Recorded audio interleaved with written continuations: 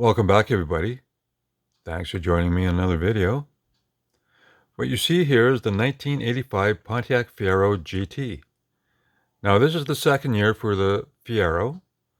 It came out in 84, and it lasted until 88. So it only ran for 5 years before the plug was pulled, which is a shame because it's a very cool little car. Well, Pontiac wanted to have a sports car of their own. Chevrolet had the Corvette. But Pontiac just wanted to have something sporty, something fun to drive. And so they came out with a 2-seat mid-engine sports car.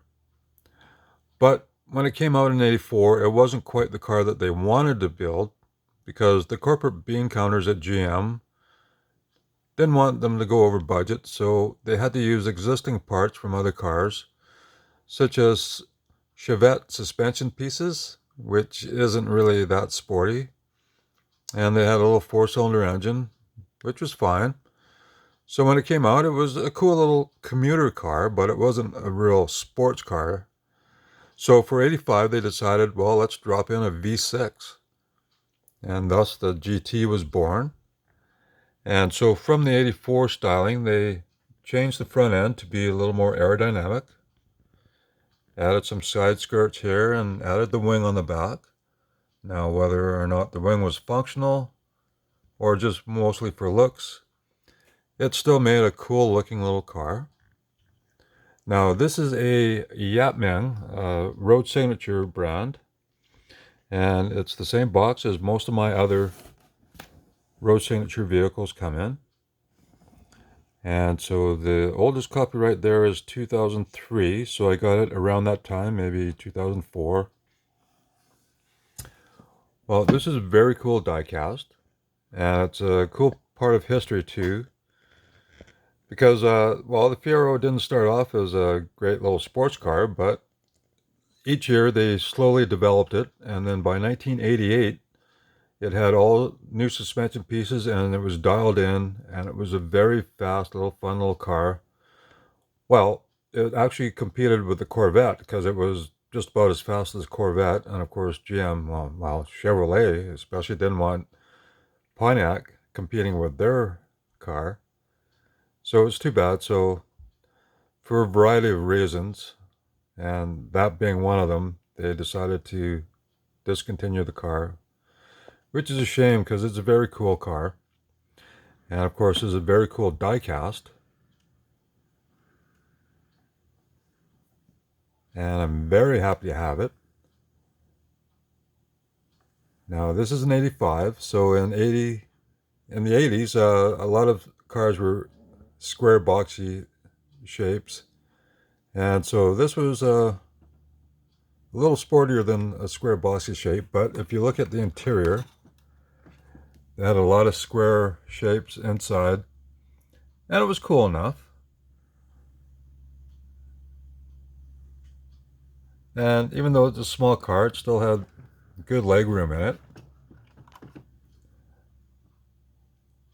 And it was comfortable. I had a girlfriend who had a 85 model, but just the SE model with a 4-cylinder. And then I worked at a Toyota dealership where I got to drive a used 87 GT. And boy, that was a little rocket ship. So that was a lot of fun to drive. And so let's look in the engine cover and engine bay. Well, you see there's a V6 in there now.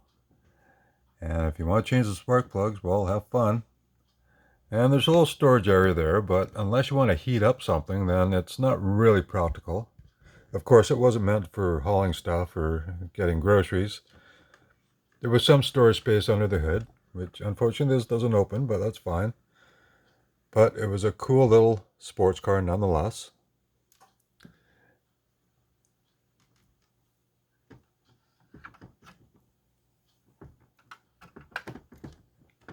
And the body panels were all made of plastic over a skeleton frame, so you could change out the body panels easy enough. And if this model would have lasted and maybe developed into something cooler, it'd be very easy to customize.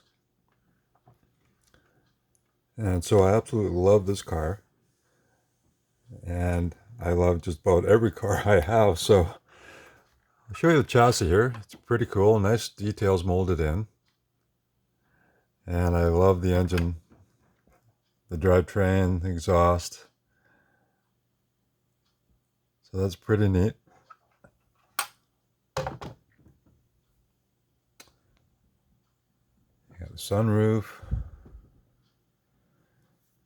Overall, it's just a very cool car. Taillight panel's pretty cool.